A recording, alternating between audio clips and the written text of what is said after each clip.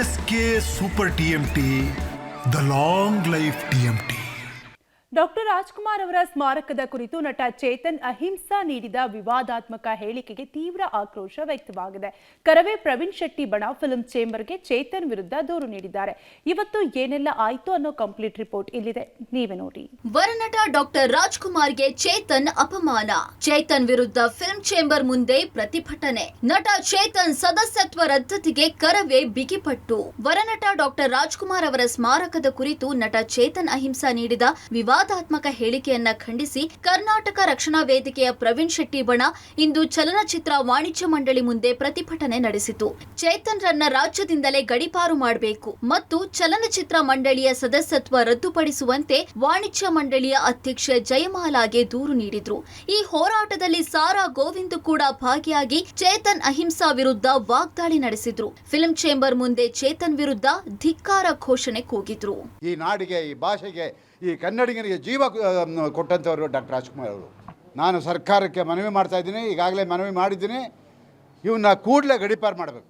ಅಂಥವನಿಗೆ ನಮ್ಮ ಪೊಲೀಸ್ ಇಲಾಖೆ ಅವನ ಮನೆಗೆ ಬಂದೋಬಸ್ತ್ ಕೊಟ್ಟಿದ್ದಾರೆ ಅಂತ ಹೇಳಿದ್ರೆ ಇದು ಎಂಥ ದುರಂತ. ಚೇತನ್, ಇವತ್ತು ನೀನು ಮಾತಾಡಿ ಚಿಕ್ಕವನಾಗಿದೆಯಾ, ನೋಡೋಣ ಮುಂದಿನ ದಿನಗಳಲ್ಲಿ ನೀನು ಯಾವ ಮಟ್ಟಕ್ಕೆ ಈ ರಾಜ್ಯದಲ್ಲಿ ಬೆಳಿತೀಯಾ. ಡಾಕ್ಟರ್ ರಾಜ್ಕುಮಾರ್ ಅವ್ರನ್ನ ಗೇಲಿ ಮಾಡಿಬಿಟ್ರೆ, ಅವ್ರಿಗೆ ಅವಮಾನ ಮಾಡಿಬಿಟ್ರೆ ಇಡೀ ಕನ್ನಡಿಗರಿಗೆ ಅವಮಾನ ಮಾಡಿದ ರೀತಿ ಆಗುತ್ತೆ ಅನ್ನುವಂಥದ್ದು ಒಂದು ಚಿಂತನೆ ನಡೀತಾ ಇದೆ.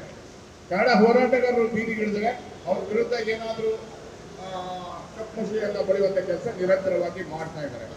ಇದನ್ನ ಕರ್ನಾಟಕ ರಕ್ಷಣಾ ವೇದಿಕೆ ಡಾಕ್ಟರ್ ರಾಜ್ಕುಮಾರ್ ಇರ್ಬೋದು, ಸಾರಾ ಗೋವಿಂದ್ ಇರ್ಬೋದು, ವಾಟಾಳ್ ನಾಗರಾಜ್ ಇರ್ಬೋದು, ಅಥವಾ ಕನ್ನಡ ಇರ್ಬೋದು, ಅಥವಾ ಕರ್ನಾಟಕ ಇರ್ಬೋದು, ಅಥವಾ ಯಾರಿಗೆ ಅವಮಾನ ಮಾಡಿದ್ರು ಸಹ ನಾವು ಕೈ. ಇನ್ನು ಕನ್ನಡ ಪರ ಹೋರಾಟಗಾರರ ದೂರು ಸ್ವೀಕರಿಸಿದ ಜಯಮಾಲಾ, ಚೇತನ್ ಅಹಿಂಸಾ ತಪ್ಪು ಮಾಡಿದ್ದಾರೆ, ಕೂಡಲೇ ಕ್ಷಮೆ ಕೇಳಬೇಕು. ಪಾಕಿಸ್ತಾನಕ್ಕೆ ಜಿಂದಾಬಾದ್ ಎಂದ ವ್ಯಕ್ತಿ ರಾಜ್ಕುಮಾರ್ ಬಗ್ಗೆ ಮಾತಾಡ್ತಾರೆ. ಫಿಲ್ಮ್ ಚೇಂಬರ್ನಲ್ಲಿ ಎಫ್ ಕೆಟಗರಿಯಲ್ಲಿದ್ದಾರೆ. ಅವರ ಸದಸ್ಯತ್ವ ರದ್ದು ಮಾಡುವ ಕುರಿತು ಸಭೆ ನಡೆಸ್ತೇವೆ ಎಂದರು. ಅವ್ರು ನಮ್ಮ ಸದಸ್ಯರಲ್ಲ, ಹೆಚ್ ಕ್ಯಾಟಗರಿನಲ್ಲಿ ಇದ್ದಾರಂತೆ. ಅದಿನ್ನೂ ಕೂಡ ಅವರಿಗೆ ಹೆಚ್ಚಿಂದ ಎ ಕ್ಯಾಟಗರಿಗೆ ಬಂದಿಲ್ಲ.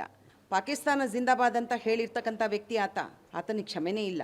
ಎರಡನೇದಾಗಿ ರಾಜ್ಕುಮಾರ್ ಅವ್ರ ಬಗ್ಗೆ ಕ್ಷಮಾಪಣೆ ಕೇಳಿಬಿಟ್ಟು ಮತ್ತು ನಾನು ಹೇಳಲಿಲ್ಲ ಅಂತ ಬಾಲಿಶವಾದ ಹೇಳಿಕೆಯನ್ನು ನೀಡುವಂಥವ್ರು. ಖಂಡಿತವಾಗ್ಲೂ ಇದನ್ನು ನಾವು ಖಂಡಿಸ್ತೀವಿ ಸರ್. ಆತನಿಗೆ ಕ್ಷಮಾಪಣೆ ಕೇಳಬೇಕಾತ. ಡಾಕ್ಟರ್ ರಾಜ್ಕುಮಾರ್ ಸ್ಮಾರಕದ ಕುರಿತು ನೀಡಿದ್ದ ಹೇಳಿಕೆ ಕನ್ನಡಿಗರ ಭಾವನೆಗೆ ಧಕ್ಕೆ ತಂದಿದೆ ಎಂಬ ಆರೋಪದ ಹಿನ್ನೆಲೆಯಲ್ಲಿ ನಟ ಚೇತನ್ ಅಹಿಂಸಾ ವಿರುದ್ಧ ಪ್ರತಿಭಟನೆಗಳು ತೀವ್ರಗೊಂಡಿವೆ. ಚಿತ್ರರಂಗ ಹಾಗೂ ಸರ್ಕಾರ ಈ ವಿಚಾರದಲ್ಲಿ ಯಾವ ರೀತಿಯ ಕ್ರಮ ಕೈಗೊಳ್ಳುತ್ತೆ ಅನ್ನೋದನ್ನ ಕಾದು ನೋಡಬೇಕಿದೆ.